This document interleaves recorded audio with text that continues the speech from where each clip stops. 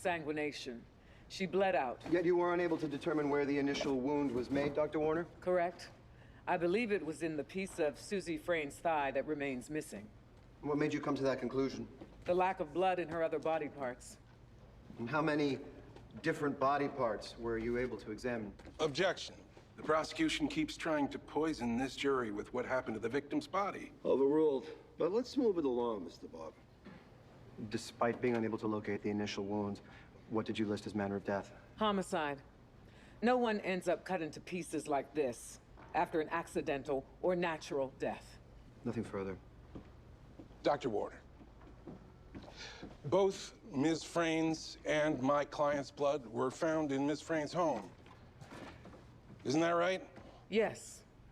Defense Exhibit 13. My client had defensive wounds on his hand and forearms when you examined him. Yes, he did. However, I can't tell you how he sustained those injuries. Just like you can't tell us how Ms. Frayn sustained her fatal injury. Dr. Rudnick walked out of that house. Susie Frayn did not. And yet your own autopsy can't determine how she was killed. Dr. Rudnick was hired as your supervisor 2 years ago. Did you apply for that position? Yes, but that's not... Withdrawn. Nothing further.